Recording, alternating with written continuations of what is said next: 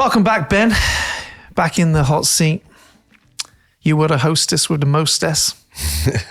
Good episode. Now I'm back. I'm the host with the most. I think that might be my favourite episode. Yeah, you like doing that.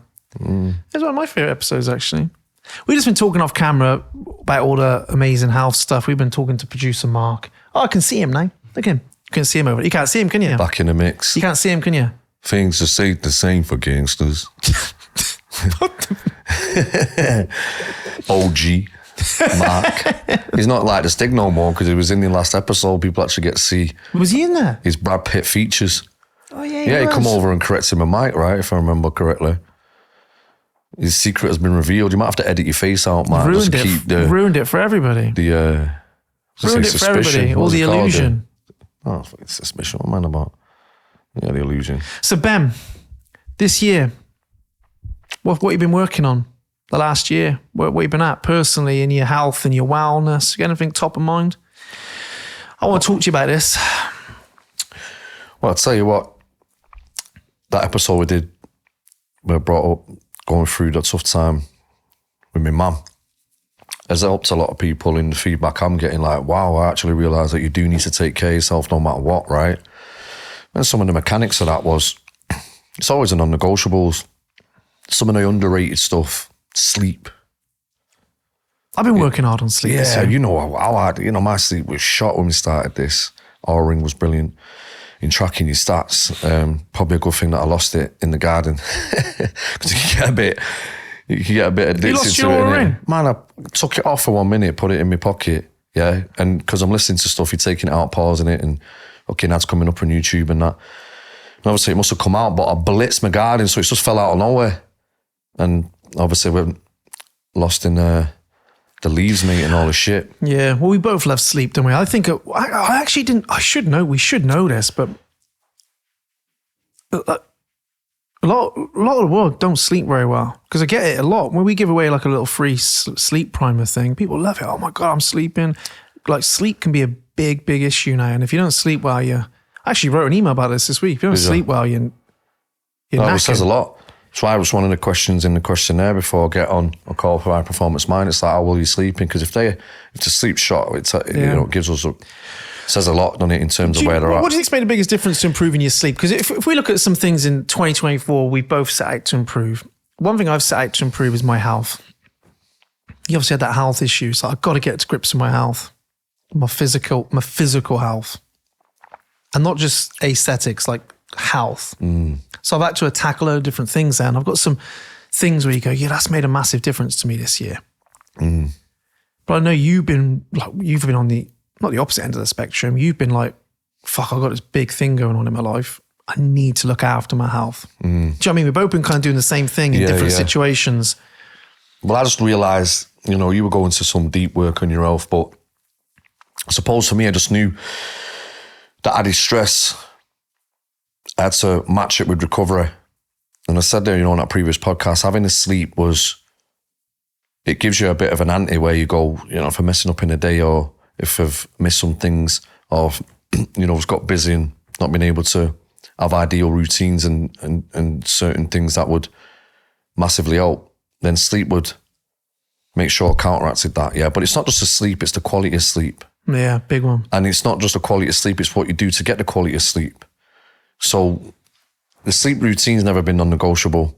And the conditioning of the time working on getting my sleep routine right massively helped, because you start to get those markers right. So when I'm walking my dog and, I'm stacking it up with certain breathing, and then being able to have time just to switch off, and having the ability to switch off as well. Scientifically reduce cognitive load, or what we just say, just calm the mind. Yeah. And just having that, also the discipline to prioritise my shit. Make sure that that's, the most important thing. And then, the sleep routine about getting round, because you don't want to be overly perfect with it and try and just be too regimented with it, because that shit's going to fail. Yeah. But having that flexibility where, 80%, Monday to Friday, it's non-negotiable. It really is. And then, just the basics, man. I know there's so much advanced shit out there and everyone wants to do the newest and latest and trend. But more importantly, man, I was on top of making sure I was getting enough water, right? You Big on that. drink like filtered. You drink filtered water. Yeah. Because I mean, if it's the second most important nutrient, like people come out, you got a talking tap. Like, you're crazy. I'm like, you're fucking crazy, mate. Like, what are you talking about? Like, it's not just the water; it's the quality of water. Yeah. And you got to mess around with that. I'm getting too technical with it, but you know when you filter what you got like a big. How have you got it? Because I'm thinking of getting one of those things that goes under my sink. So what I think have there's is one that Bear Grylls reverse osmosis or something. Yeah, that has something different. No, that's like hydrolyzed water in it when it does something to it. No, I think it's not. Has it got a filter? I don't think I've seen filters. that. Yeah. So he's just invested in this company, so it's everywhere now. But I was thinking it's not that expensive. It's like £100 or something.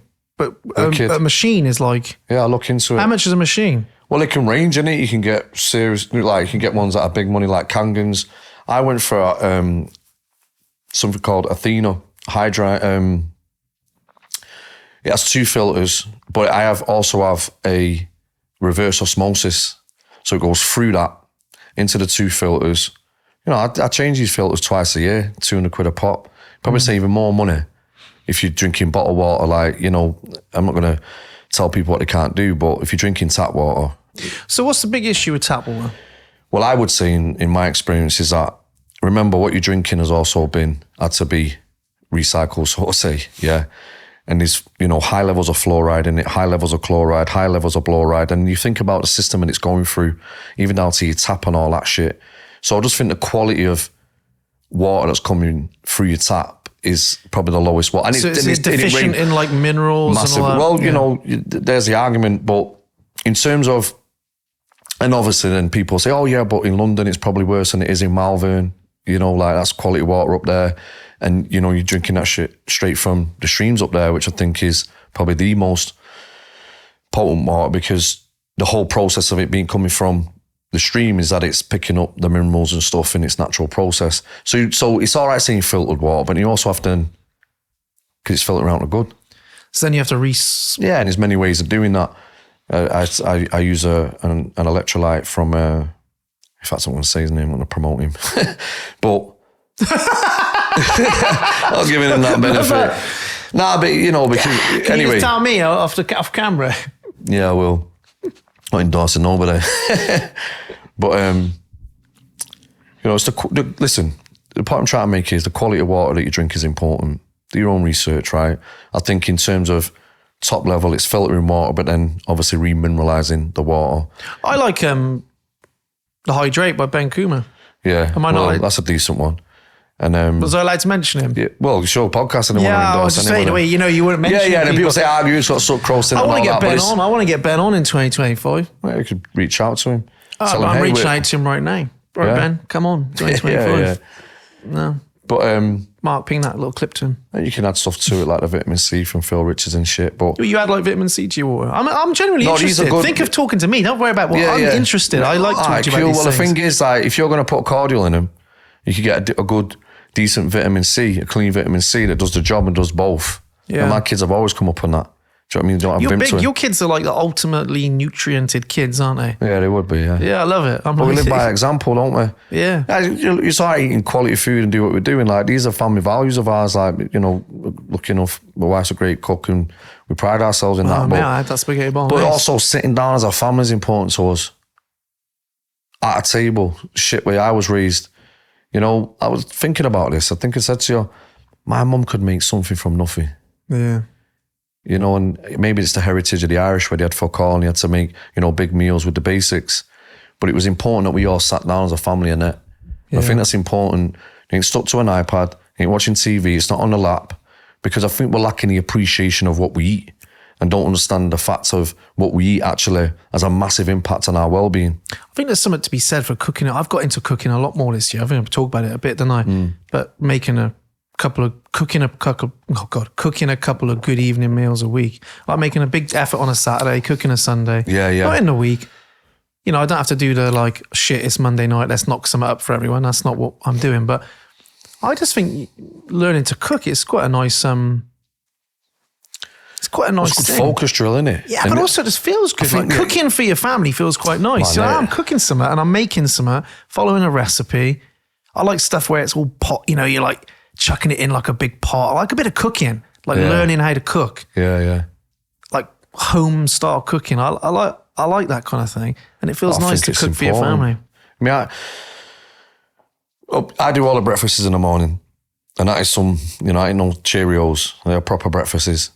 And that's the role that's my little bit. At least always, 9 out of 10. You have a takeout on a Saturday, but usually that's some good quality takeout. And, I think it's important to have that balance, you know what I mean? I say to my kids all the time, like, I don't mind eating a bit of shit, but you have that balance. What you say your takeout, I love that. Yeah. What would you have on a Saturday night? Oh, mate, it'll range from, we have big Indian food. We love Indian food, love Thai food. Yeah. We've got this bad boy Lebanese gaff near us. Quality Turkish food, I love the, grilled food, stuff like that. Do you know what I like sometimes? Yeah. Fish and chips. Yeah, we've got a belting fish and chips near us. Good chippy. You get some fish, some curry sauce, and you just like, I can't have a battered sausage from there. Fish, chips, curry sauce. I don't think as on a Saturday night, coming back from somewhere, especially in its weather like this, get a nice fish and chip dinner. But your fish has got to fill the batter though. Yeah, you don't need that big airy shit, do you? You know what I mean? You know what I mean? When there's a little bit of fish and a load of batter. Can't do. One of my favourite things is actually going on holiday with my mum and dad, getting down to campsite, first night, beer, couple of beers. Dare I ever kill myself by having a couple of beers, but a couple of beers in the club. Hey, Dad, let's get some fish and chips on the way back to the caravan. Sitting in the caravan with fish and chips in the paper. Yeah. Mum's probably warmed up some plates.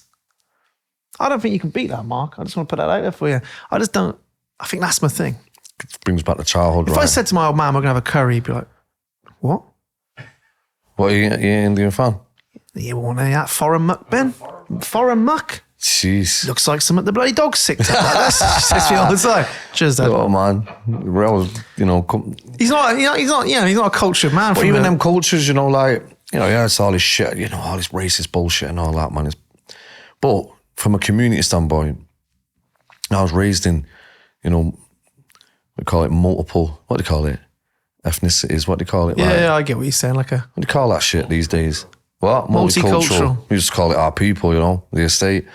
But, Asians are big on that food. Like, you sit down as a good family, you eat together and everything's with your hands and all that shit. Man, I love that type of culture in Egypt, all that stuff. Like, it just sings to me that. But then, I love Jamaican food. I was saying my wife's Jamaican, love that stuff. Yeah. Just love stuff with flavour. And I think all them foods are made with love in it.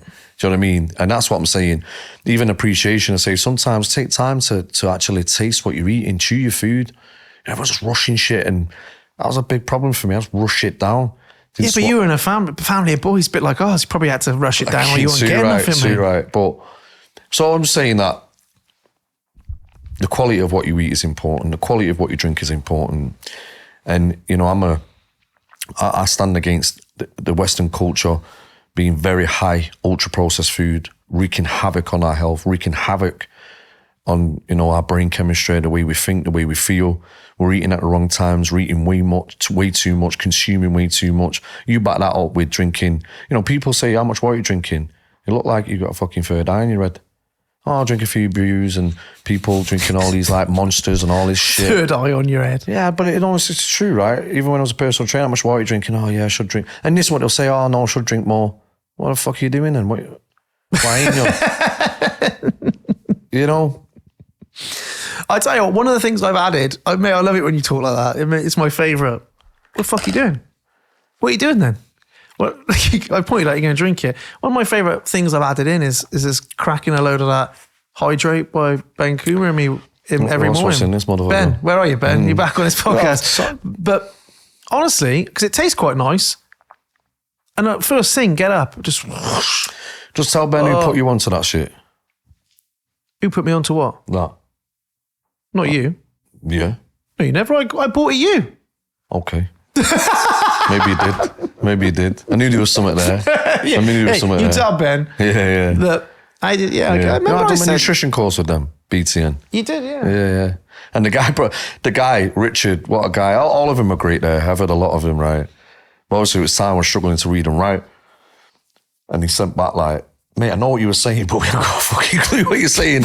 I was just going, there's a comma go there, there's a full stop go there, there's a cap. You know, I was just guess mode, like, and everything was and but and all that, so fucking no Grammarly around them days, you know what I mean? Brilliant. But I think... but I still passed. Yeah, you know, well, he still understood what I was trying to do. Yeah, and I think they respected my effort. Yeah, you know. But honestly, go back to the water. It makes a big difference. When I do that early, I actually, if I just drink enough water early... Front load it. Yeah, I'm not into like sipping it for that's my theory on everything now. That's what I did this year. I was like, I'm not into this like short sprints. If I can drink a couple of pints of good water straight away in the morning, I'm kind of on 100%. I'm on my way.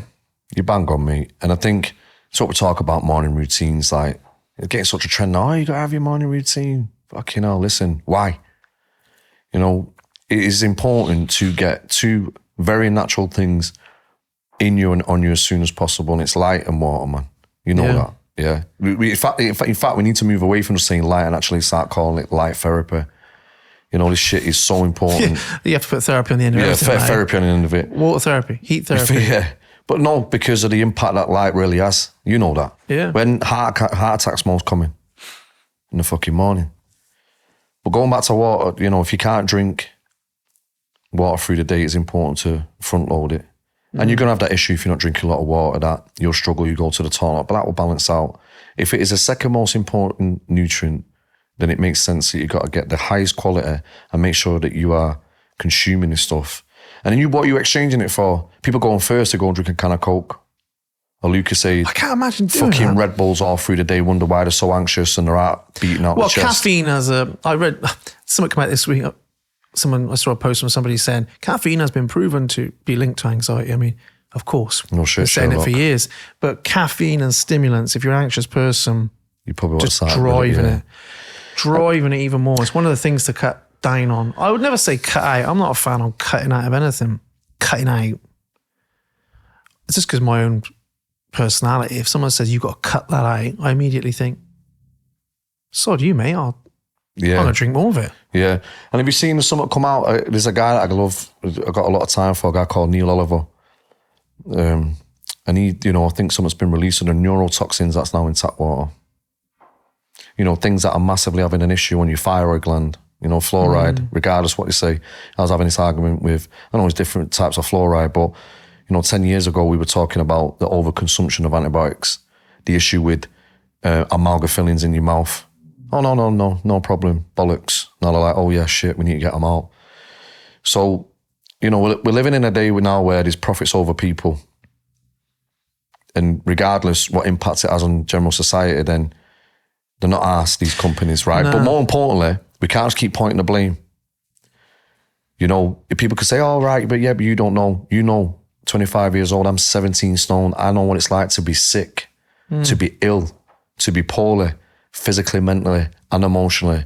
We talked about in a previous episode why we do what we do. I think I have a moral responsibility now. We found a way to share it, right? And to lead by example. I didn't just transform my health physically, mentally, emotionally. I just ain't that guy no more. You know, I've not destroyed someone. It's part of who I am. I understand both sides of the fence. I understand what doesn't work, what does. I question things because of the process that I went through. So, but fundamentally, I was out of shape because of the decisions and the habits that I had, right? You could argue, saying, well, you wasn't aware. I wasn't eating shit late at night, being stressed out, living in a hostile environment, you know, doing the things that I was doing, not prioritising my well-being, obviously caught up with me with the end. And that's why, you know, I wouldn't say I'm an expert in this shit, but the reason why I know so much is because I was trying to figure out how to, you know, get my health in good condition. And lucky I've been coached by some of the best, I think, in terms of that, right? Yeah. So, and put things into action. You know, people have gone as far to say, Ben, you cure disease. And I'm like, whoa. No. You can't say things like that. No, that's not, I get why they would say that. Isn't it mad though, out of all this stuff, that a few simple tweaks and somebody can get pretty healthy, I think. Do you know what I mean? This is what I was getting to. It's like, I don't know, I don't understand disease. I wouldn't ever say I cure disease, but what I do know, or what we know, is that you make them tweaks, the basics, eating good food, you know, good sleep routine, you know, understanding what you're consuming and digesting, being hydrated, moving the body, sweating, you know, a lot of love and harmony in your life. When you tick them boxes, the body's got a phenomenal way at healing itself. Yeah, I think so. Right? Yeah, I think so. The opposite way, when you don't do, then look at, and you could say disease is feedback going, shit, you got lights on your dashboard there that you need to address. Same way if you're too anxious and all that, your body's saying something's not right. If you've got poor sleep, you're dehydrated and you're eating shit, consuming high ultra processed food, your body's going to be in a high stressful state. You could say it's in like it's a histamine effect. There's an allergic reaction going on. Your body's like, it's dealing with too much stress. That's going to fire up your adrenal glands like there's no tomorrow. You're going to feel anxious. Then you're external, like, fucking hell, what's going on? It's something outside of me. Oh, it's this, it's that. Oh, you try to make changes. What if something goes wrong? You're not knowing there's a chemical process going on with half the shit you're consuming. I talk about this a fair bit, but Paul Benson, I always mention him, but he always comes back to what we were talking about we were just building out some house stuff together, and he was like, I'll just come back to plants. That's his plant physiologist. Yeah. Come back to plants, Simon. Yeah. A plant needs sunlight, it needs water, it needs nutrients. We're like, yeah. So we're not much different to what's going on. I think we are ignorant to think we're any different. Yeah, he taught me that in Zimbabwe, you know, like they are the opposite to Western culture. You know, they're still into what you could say natural remedies. Then comes the practice of good medicine.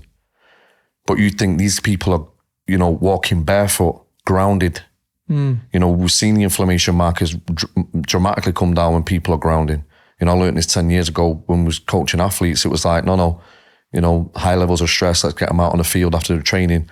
Let's start walking barefoot. Yeah. Yeah, obviously people, it's the quality of the soil and all that, but just understand the fundamentals. Well, just trying to make an effort. But you think, right, the majority of people I met in Zimbabwe, but two guys specifically, I mean, two guides, one was in Victoria Falls, one was in the bush, immaculate white teeth, man. Perfect alignment, never seen a dentist in their life. Yeah, everybody like was in good nick. Everybody's walking everywhere. Everyone, like, it is a good example. So I asked him, like, when you've got good alignment in teeth without braces, it's a good indicator, there's good generational health there, right? There's a lot to say in teeth, or the alignment of teeth. And then, so they don't see any dentists. He showed me how they actually brush their teeth. So they have like a certain stick. Obviously must have some bacteria or something going on there. So they brush their teeth with this stick, right? But then also they would floss the teeth with this stick and then brush the teeth with this certain bark that ends up a white coal, right? But when he gave me some, he found a bush, he went over, he inspected it a little bit, yeah? And then he took like a cutting. And he was explaining to me and my cousin. Now my other cousin has now noticed that he's took this cutting from the bush. He's explained to us that it's probably the reason why he's got white teeth. He's asked him, can he get some? Because he's not heard him, he's gone over to rip this whole fucking plant out. And that's Western culture, innit? We overconsume, we don't have the respect that what Zimbabwe reminded me of is we're not separate from, we're part of nature. Part of the whole circadian rhythm. Yeah. When you see the sun go down, it's like you see the impalas in the grass, the zebras, everything that's obviously coming out in the sun. The lions are in the bush watching everything, you know, like there's a whole ecosystem going on. That as soon as that goes dark, boom, it's like someone just clocking out, they go to the bushes, everything comes out then, you know, and the whole cycle changes. It was you got a lot out of Zimbabwe, didn't you? Yeah, that nature thing. But he was talking about optimal health, and I asked him, I said, what was like the rate of cancer out here and the rate of obesity? And I said, yeah, it was very low until 10 years ago. And I just asked him, I said, what do you think's been the difference? And he said, the introduction to Western culture and food.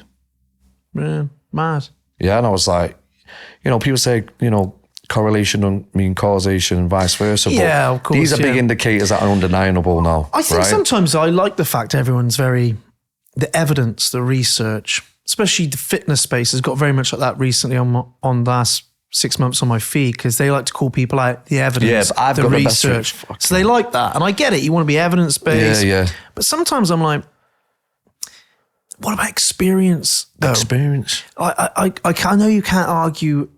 Well, you can argue against science. That's the point. You can, but I look at things like, so I track, you know, I like you, or track my sleep. And what they say affects sleep.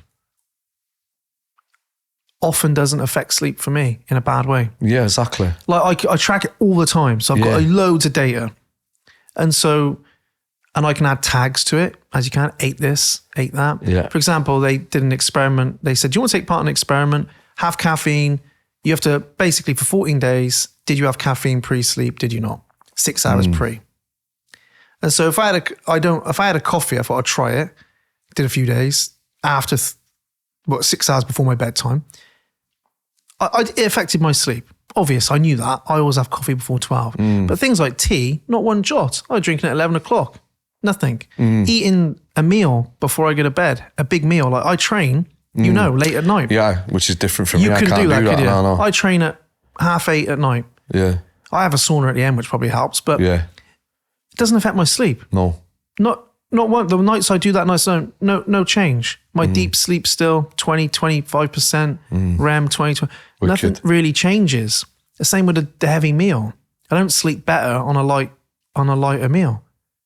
Do you know what I mean? I suppose what I'm trying to say is I think sometimes we get into these big, the research says, and I get that, but surely you just need to go, what am I experiencing in my own life? I think you need to take it. And if you're tracking stuff like that. Yeah. Look, alcohol. I know that 1 pint affects my sleep, not 1 iota. But I know that 2 ruins my sleep. Crazy that. Ruins it. I can't deny it. I've got it in front of me on the screen. I'm like, I had 2 pints there. What happens there? HRV just falls HRV off. plummets, quality of sleep, no deep sleep, loads of light sleep. So deep sleep's obviously really important, isn't it? And I'm like, but I can have a pint. And of course, people say, well, you're going to get cancer because you're drinking alcohol and all that. Of course, that's the thing. Everyone now is not allowed to drink alcohol because it's a toxin. Why would you bother? So I'm not going to argue any of that fact. But if I'm looking at sleep, doesn't ruin it at all. Doesn't ruin my readiness the next day. It just doesn't. So I get like alcohol's a triggering taboo subject, and like if you have an issue with alcohol, that's going to cause you a lot of problems. And alcohol is not. You can't say it's good for you in that sense. I don't think that these days. But I see people hammering on about alcohol, like 6 stone overweight or something. You're like, well, I think you've got some other fucking things you can take care of there. Like 1 pint here or there's, not probably going to make a big difference. Or 1 glass of wine with a meal, is it? That would probably help you even more if you dealt with that. But I think to keep on your topic, they probably don't know, do they, in Zimbabwe, why that bloke's so healthy, but he's not got the research to say, I'm doing this because the research says. He's just living his life. And science is ever evolving, ever changing, and you need to take it in consideration. But these fields that just go, newest data, I prove you wrong, I'm right. Fucking hell, mate. That really bores the shit out of me. It bores the shit out of me. It's big in because fitness now. we're talking about real experience, you know what I mean, and common sense and gut instincts and shit when science wasn't there and traditional stuff, like these people are living in heritage of generational shit that's passed down to live in the bush, right? But to live with the land. These people, animals have right away. They will stop the car for an army of ants walking past. The Montpani tree is a sense of fiber, is as fiber, right? And, science said years ago that there is no, you could say, emotion and consciousness from Mother Nature. Now they know they're talking out their ass. And look at this, right? The mad thing about the balance of, I think we forgot, I think humanity's forgot that we need to start thinking more like gods rather than humans. And what I mean by that is you're a walking planet from the microbiome in your gut to your physical actions, and how, you appear in matter. Now, talk about communication. This is why you need to take in the consideration of the wisdom that not only did Mother Nature teach me, but also then being able to have the narrative of explaining what's happening with the locals, like the guys that I had. So what he said was, everything that you see right now, he said, the Montpani tree is not a tree, it's a grass. It's part of the grass family. Inside of that is fiber and obviously some form of water that the trees love, the elephants love. Right. So what's strange, what I thought was fascinating was the elephants would knock these trees down or rip the bark off. So the self-defense from the Montpani tree is that it would release like bitter into the leaves to stop them doing it. Right? But it'd also release a pheromone to let other Montpani trees know that fucking elephants run away. Yeah, but the elephants started to understand that they were letting off this pheromone, so they would attack it away from the wind, right?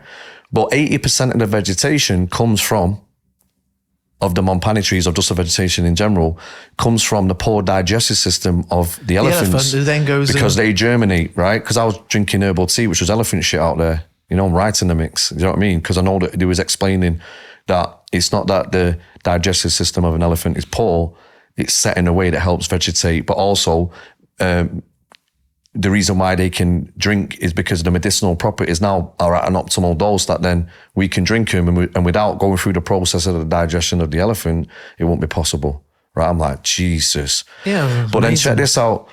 The grass, even though it's the same species of grass, if it's not from the same family, here's a difference. The ones that are from the same family are considerate with the way they root. If you're not from the same family, they ain't considerate. My cousin was ill, and he was like, let me get this bit of bark, puts it in, let it ferment for 24 hours, go drink that. And we've come so far away from Mother Nature, the sicker we're becoming. Yeah, but we're in a hurry all the time. Yeah, and a rush, and yeah, Western, obviously from that, but I'm talking about Western culture food, the things we're drinking. But do you think there's a mistrust in, it's mad, because, you know, people will often trust medicine over a natural thing, wouldn't they? If you're a natural remedy. On this side, but over there it's the opposite. If you're a natural remedy, it's almost like you're a bit of a fucking exactly. weirdo. Funnily enough, I watched a talk.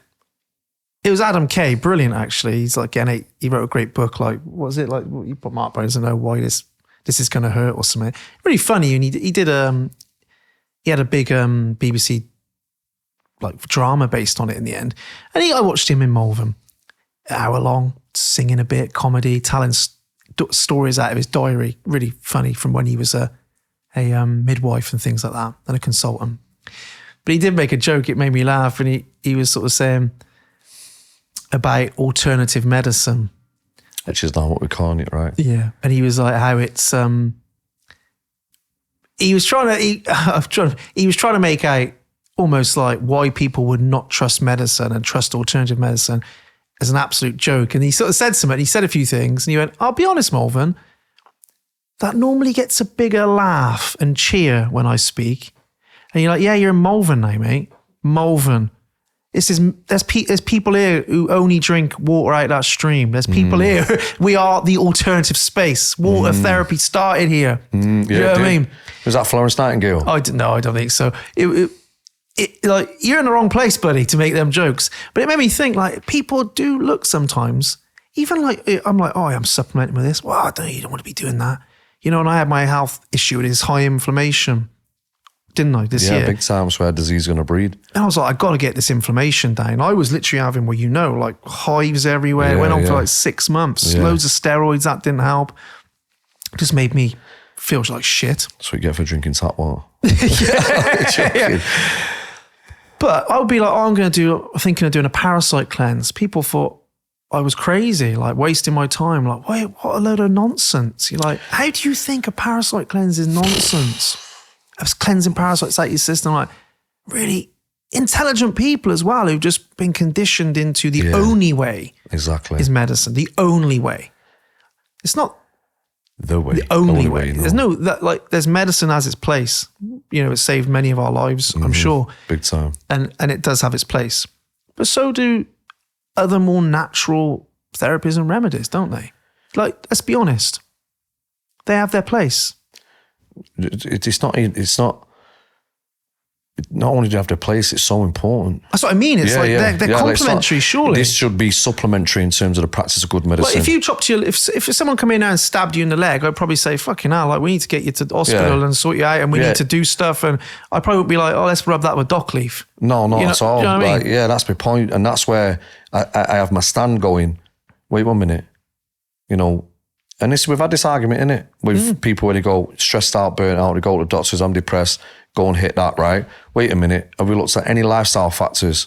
I'll tell you what, we were you to comment on that, no problem, let's get into it. You take 100 clients, we'll take 100 clients, we'll come back in 6 months, see where we're at. No one wants to take on that. If you're looking at mental health, the system is fucked. Fucking getting worse, mate, and it's burnt out. It's knackered. It's outdated, it's burnt out. The methods, they're not equipped. If you get a good doctor, good. But if they're not equipped to deal with the issues that are coming. I don't believe that. Not all of it, that would be unfair to say. But a lot of it, it's like, you're not equipped to deal with this. It's just the same old shit. Go and do some talk therapy, wait for 8 weeks, then get 8 weeks of it, then fuck off, you know, because your 8 weeks is up. We can't give you any more. It's like, or have a drug and then have a drug to deal with that drug, side effects of the drug. And I've got nothing against medication because I think it's useful for a lot of people it's who an cannot conversation to have, get the energy, the mental focus to get going. But it's not the end answer. And nothing frustrates me more than that, and it only happens very rarely. You touched upon it. People come in with us. They're obviously burnt out. They're not got any major things going on. You're like, okay, cool. They're doing quite well. I've been to a doctor. I finally got my doctor's appointment, my specialist appointment. Yeah, I'm going on this drug because I'm this or that or the rest of it. And then you can just watch them just fall apart. Just watch them. Anti-anxiety meds, sending them fucking more anxious and crazy because that happens at the start, and then panicking. And then it's like, did they not talk to you about your lifestyle? Because they're not interested. Or they don't know, or it's not their job. They've not been trained to, not got the capacity to deal with that. But I would never dismiss a doctor, right? Never. I'm always like, yeah, speak to your doctor. But very often, an unaware doctor dismisses the things we do. And I'm like, no, tell them to, because there's doctors that have come in our stuff and thought, this is great and this is brilliant. We've had it, right? Look, therapists in our groups, doctors, very, very, very, very academically trained doctors too. And they're like, this is phenomenal. But very often it'd be like, yeah, because they think we're some kind of woo-woo shit. Instagram fucking influencer who's probably not got a jot of experience. That's what they think. If they took the time to say, who is it? Let me have a look. They might go, but yeah, they talk some sense. They're talking about hydrating and moving and meeting your friend. You know, you should be doing this stuff as well, you know, rather than, you filled in my 10-point questionnaire. Yep. Off you go. And then deal with that down the line. Yeah. It riles me because I think all of us should work together. Yeah, big time. That's what I think. I think everyone should work together. Yeah. And I think there should be that open system of referral. But I don't think that'll ever exist because there's too many people in that kind of institution. Like, it's unique. You got an imbalance. If people hear that and they go, I had an imbalance. I need a drug. Label it to some shit. It's like, well, you be careful with coming off that. And this is why I like to say the practice of good medicine. Yeah. Yeah. And yes, we understand it, you know, the things that we're consuming, not just, you know, through our mouth, but what we're listening to, what we're watching, massive impacts on our health. It makes us sicker. You know, these huge pharmaceutical companies make huge money on sick health, right? On poor health. So there's a mad thing happening in society right now in the world where, you know, we're at the crossroad of, I say, profits over people. And this ain't just saying, I'm pointing a finger, because there's a massive responsibility on what we're consuming. But the people as well, to not outsource your health. Yeah. Like if you start actually prioritising your well-being, not only would that massively impact the NHS and all this stuff that we got going on, and then deal with the big matters, because there's people who just don't take responsibility for their health. You know, and then you hear things like dentists going, to rip all kids' teeth out. Well, you shouldn't be doing that. Well, the fact is that his teeth were rotted. Okay, cool. There's people who are clinically obese that are now a heavy burden on the NHS system, because this is where my argument was in COVID. It wasn't just a medical industry that were helping society. We had a moral obligation. I was out on the front line saying, listen, you need to reduce stress at all costs here, regardless of what's going on. You need to prioritise your well-being. It's just ain't an excuse us to go home and watch box sets and eat shit. But we do outsource everything. This is the thing I was going to say about, I think the biggest thing that needs to change is stop outsourcing our decision-making and health to Like just to corroborate, when I read I was having them troubles with the steroids, I was like, something fucking going on here. Like 30 milligram of this is crucifying me. It's got to be this steroid. And I was so then I read the side effects. I read everything in the pamphlet. There's like fucking thing, the white thing that comes out that you never read. You know what I'm about, don't you? You're like, oh, hang on. I was reading it and I was like, fucking hell, like I probably wouldn't take this. I had to initially, so my mouth didn't swell up and I suffocate. Yeah, of course. But after that, you're like, why am I ramming that in my flipping body? That can't be helping, surely. Well, it's not. It's causing me all these side effects, which feel awful. Like actually, but that's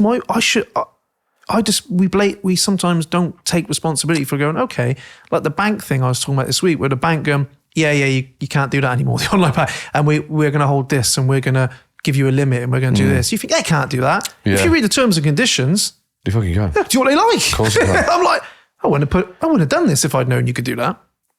But it's my fault for not really informing myself on what I'm doing, is what I'm trying to say. I take responsibility for that in a sense. Why didn't I get more informed? Yeah. Why did I just do something without gathering more info? And you think that was my argument through COVID. It's like, okay, I get what they're saying and what they're doing, right? But also, let me inform you about this. And then you've got a bigger way of making a more of an informed decision. The fact that I was coined fucking all types of shit for saying you probably want to improve your intake of vitamin D.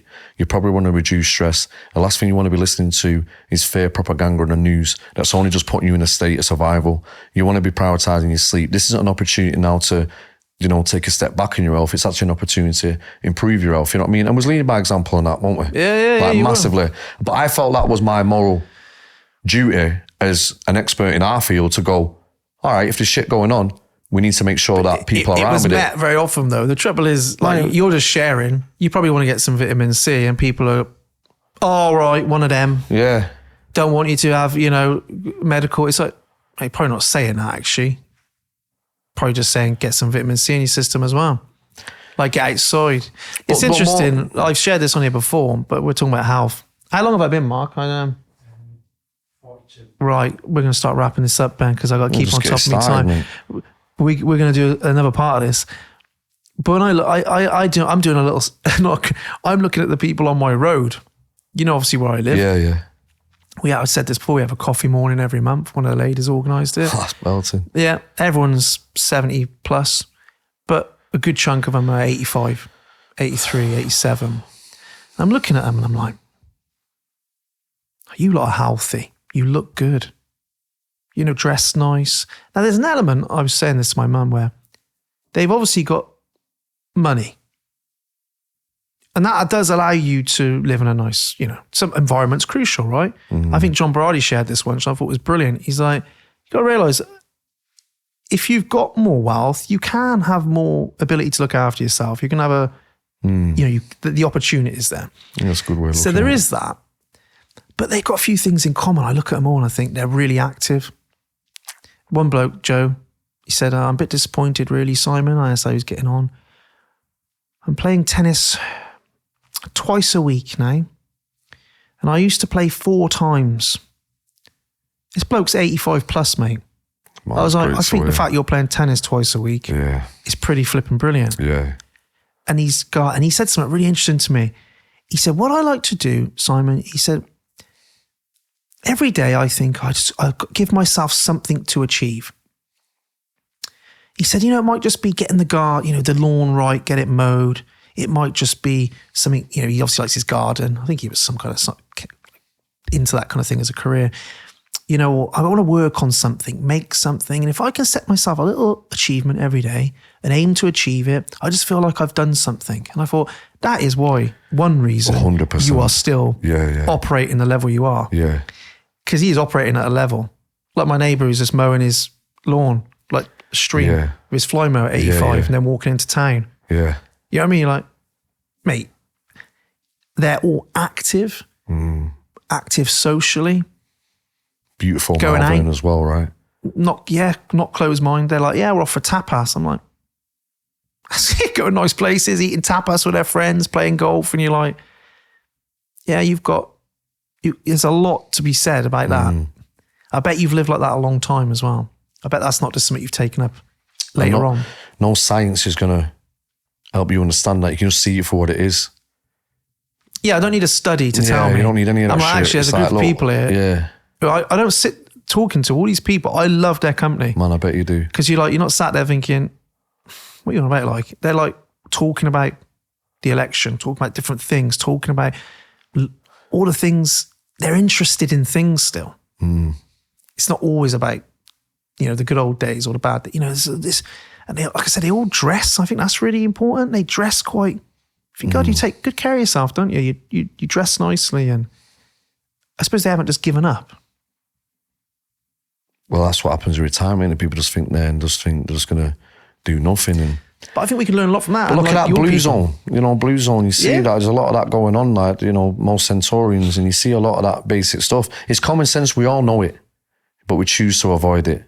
And that's where, for me, being a coach, it's like leading by example to make people want, okay, we know shit's going on, but that doesn't happen if we're not the consumer. Being aware of and taking responsibility of at least the basics for your well-being. We're big on, it's not just how long you live, it's the quality of your health span for how long you live. You don't want to be struggling from 40 to 70 to 80, tiptoeing your way to death with poor health, medicated up to your eyeballs and not prioritising some of the things that you should be addressing and still be taking them. Do you know what I mean? So I think it's changing because people like us now, there was a few, but now there's many. And then I'm talking from personal experience. Remember, I'm 18, 19 years old, diagnosed with a mental breakdown, nervous breakdown, not considering the lifestyle, not considering the pressure I've just been through, saying you got a chemical imbalance, gives me a load of shit that makes me feel worse at the point. They're then saying, it's because you need to up your dose, you need to take more. I said, no chance. Coming off them was horrific. I'm not saying that what should people do, some of my own personal experience, but that's why I just started to question things.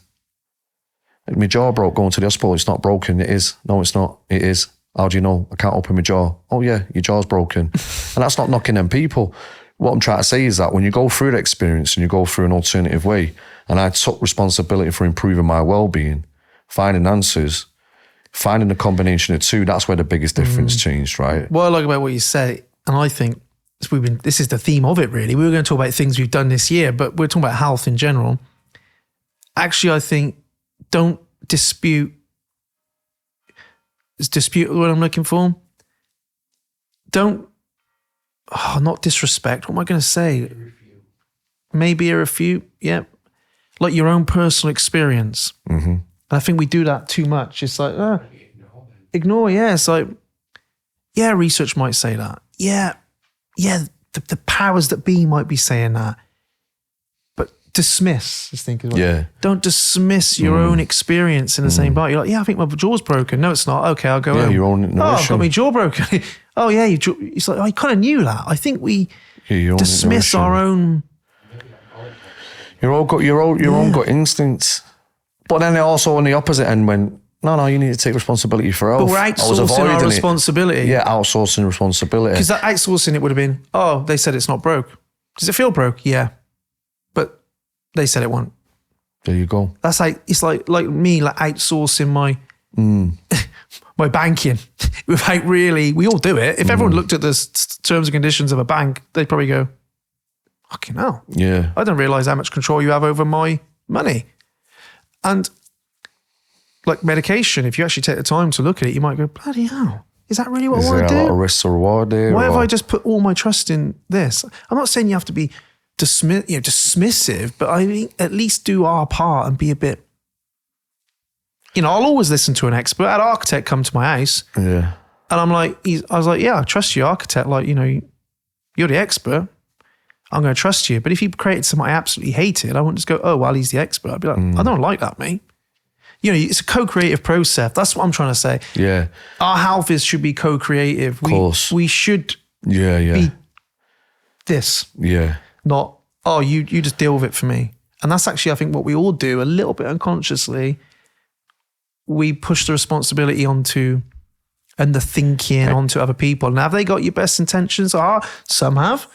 I guarantee there's some. I think a lot of people on the front line, you have to give a shit, and it's them that have your best intentions. But these conversations right now, with certain drugs coming to the market that should probably never hit, with millions and billions investment in going, how do we get this into market from an investing business point of view, taking, all the caution completely away of what could possibly happen, knowing that these have invested, this is what needs to come back. If this doesn't hit to market, there's someone responsible, right? So when you keep going back and back and you have that awareness and you can understand it, antibiotics, 100%, without that invention, half the people will know it, yeah?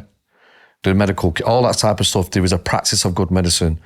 But 10 years ago, we were going, there's an oversubscription of these, mate. They're wreaking havoc on the gut. And it actually comes from a case of someone having a virus and they got it wrong. No, they thought it was a virus, it was an infection. It all went wrong. And just for viruses and infections being very similar in terms of the markers, they've gone, fuck it, we don't want that happens again. We'll just, even if you think it might be a virus, just keep throwing antibiotics on them, right? I'm pretty sure in Scandinavia, they dish you out probiotics with antibiotics. But this is the same point, thing, right? They dish you out at the same time. And that's why we see the understanding that you're now advancing of going, if you are taking this, it comes with risk, but we can mitigate the risk if we back it up with this. Okay, cool. So there's a practice of good medicine. That's what I think is starting to emerge now. Like, we've got some nurses on our programs who are high level, in management of 100, 200 nurses going, oh my God. And we're glad now because these are the people that break through and go, 1 minute, we're stressed out, burnt out. And you think of a nurse and a doctor in the modern day in the NHS, they are performing at an athlete level. Oh God, what they're required to do, the decisions they're required to make. They're stressed out, burnt out, they're eating wrong times, the whole thing with the, working days and nights and probably not eating the right foods. To make decisions like that at that level, we're not superhuman. No. You know what I mean? But that's why I say you start treating yourself like God and goddesses and understand that there's more to it than just matter in terms of, what I eat's not having an effect, this, that, and the other. I think that's important to mention as well. Hey, I'm a huge fan of the NHS. I always say that. I'm always saying that to everyone. I'm like, because people knock the NHS. I'm like, mate, saved my kid's life. Yeah. NHS is incredible. It makes mistakes.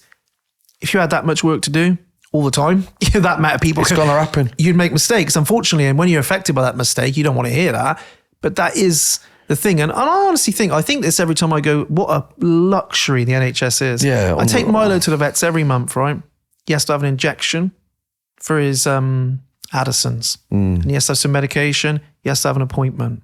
It costs me hundreds of pounds a month to keep Milo living a good life. Yeah. Literally. Yeah. Now, every time I walk in there, I had to take him for an appointment. Just have that's 50 quid. Imagine if you had to do that with your health. Imagine imagine if my little boy was poorly and they went, right, off to the doctors. Okay, so that's £50. His medication's £20. He's going to need this every month. It's going to be like £40 a month. You'd be thinking, fucking hell. Yeah, but we just go in, don't we? And we just take it for granted. Of course we do. That I can see a doctor. I can go to it's like, and then people moan about it. And I'm like, it's fucking free. Well, them ones who are moaning about it. It's not free, I pay for it in my taxes. Oh, here we fucking go. But the ones who are moaning about it the most are the ones who are moaning about their own health. And this is why these conversations are important, because it's not just saying, it's in context, innit? Look, we're addressing matters on both sides, right? The fact that what I'm an advocate for is prevention, not just cure. That's a big thing. The fact that we have now kids that are obese ain't acceptable. You're talking about guys with low libido, straight to Viagra without understanding that your testosterone is probably low. The things that are actually causing... Do you think, though, we're starting to create...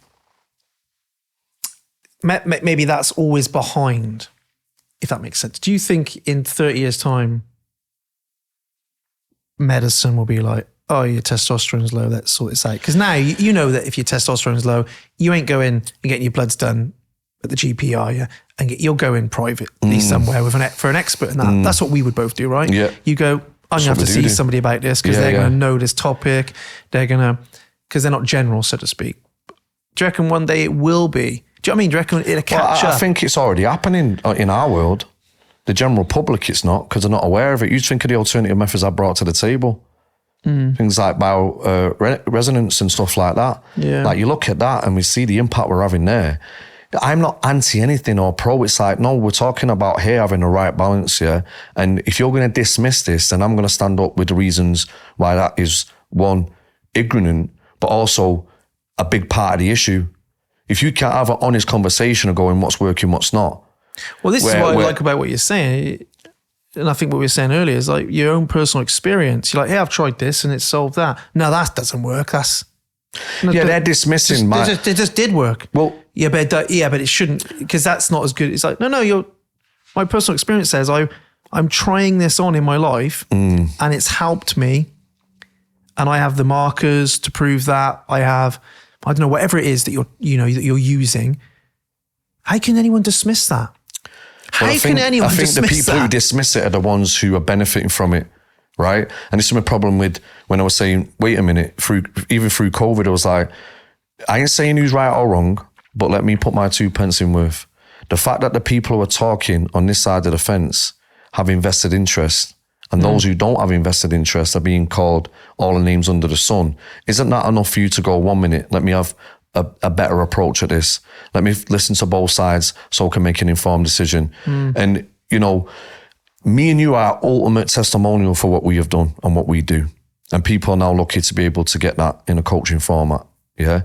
The fact is, me taking responsibility for my well-being and everything that I've learned and applied, from improving my diet, from improving, my health and well-being, improving my environment. Like, I look better now at 42 years old than I did when I was 25.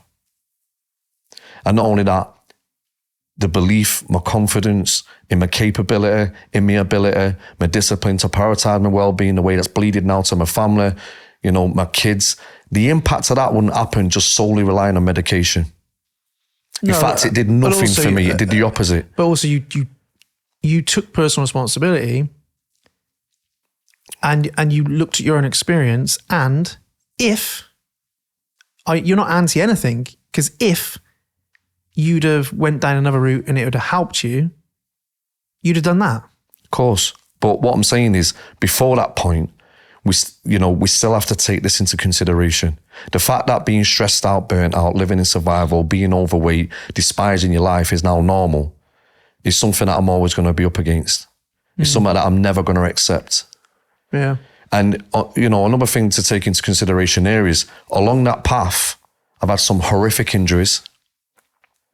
One of them was, I can't remember the name, is it cellulitis? Yeah, I remember, yeah. Yeah, and you remember, without the intravenous of antibiotics, and you'd have died. I was dead. Nothing I was doing was going to help that. Everyone does when they get sick. Exactly. Well, not everyone dies, but that's a serious sepsis thing. has gone through the roof.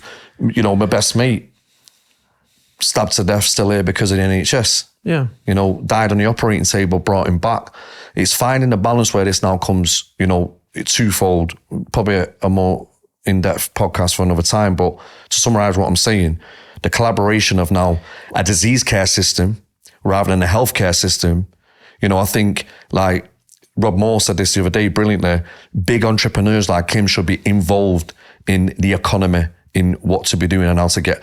We need to be involved as a collective now to have the conversation to go, health. How do we improve the health of the nation? Still, there is nothing on post-COVID to improve the health of the nation, to now look at the schooling system in terms of going, you start implementing better breath work and kids getting in daylight, and now we realize that we can only be focused really intense for 25 minutes, and yet we're ramming shit down these. Yeah, it's a working together. It's the kind of thing I was trying to say with the GP. We are happy, and we take it very seriously, and red flagging and outsourcing and pointing and signposting. Yeah, people could be a bit clinical and say, well, that's to protect yourself. Of course. But it's our duty of care to work with 100% other experts. And if all experts work together and didn't dismiss other fields, we'd be far further on in our well-being and health.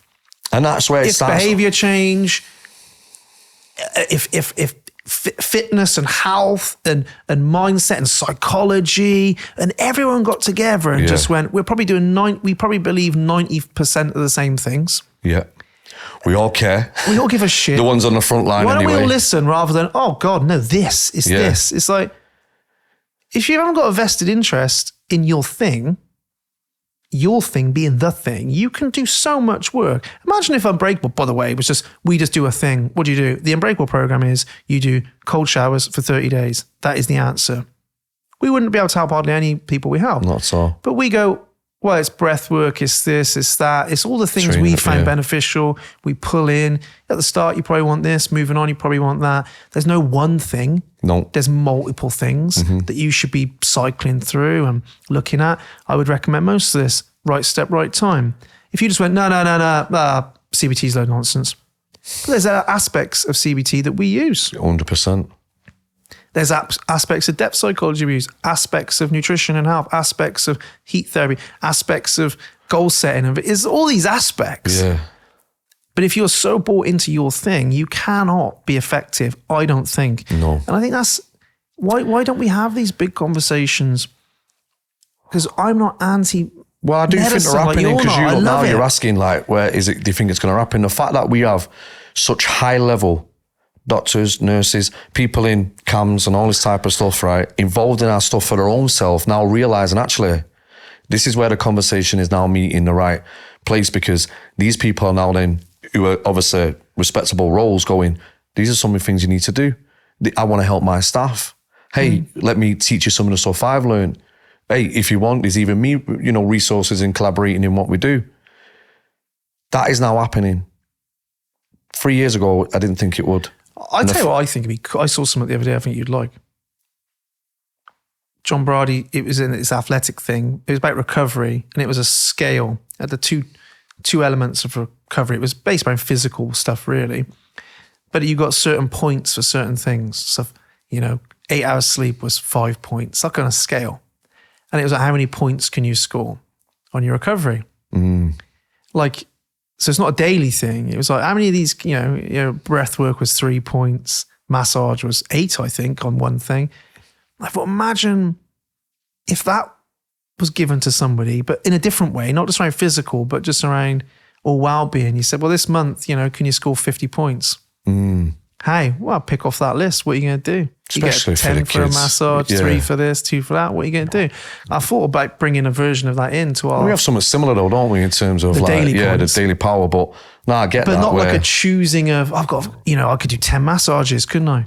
I think what we teach people is giving them a huge arsenal of things that can, because really what we are is recovery specialists, right? Yeah, getting people, we teach people how to recover because the stress is already there. Well, you can't remove stress, and you're seeing stress as a bad thing is going to crucify you. Absolute nonsense. Stress will always be part of life. It's load. Matt Grant shared that brilliantly, didn't he? I've shared it before, but think of it as load, as weight. Stop using the word stress. I'm under a lot of weight. That's the way I've always understood it, yeah. And it's like, actually, if you look at it that way, you can adjust and use it to help. Take some weight off the bar, Do you know what? We're going to finish it there, Ben. Because I need a pee. Sure don't want to make a double bubble of this, eh? We should do a part 2, and I think we should cover around some things. I think I'm going to go out there and say, here's some things that helped me in 24, and I think there's 3 or 4 things that I think people could plug into 2025, make a big difference to their life, to their well-being. Just some few little insights I've had this year. I've been working hard on some things, and just simple things that I think, if you did that just for a short period of time, I think it'd make a big difference on your general well-being. And if your general well-being is shit, then your quality of life is shit. It's like the quality of your time is dependent on the energy and focus you bring to your time. Well said. We're always wrestling with time. It's probably something we should talk about in maybe another episode. We're always wrestling with time. But we forget that actually the quality of energy and focus we bring to the time we have is the biggest factor. Don't need no science to tell you that. Do you know what I mean? On that note, I might pee my pants in a minute. I enjoyed that. It was a good conversation. That's all I got to say about that. The words of Forrest Gump. We're tuning in for part 2. Let's go to part 2. Right, I'm out of here.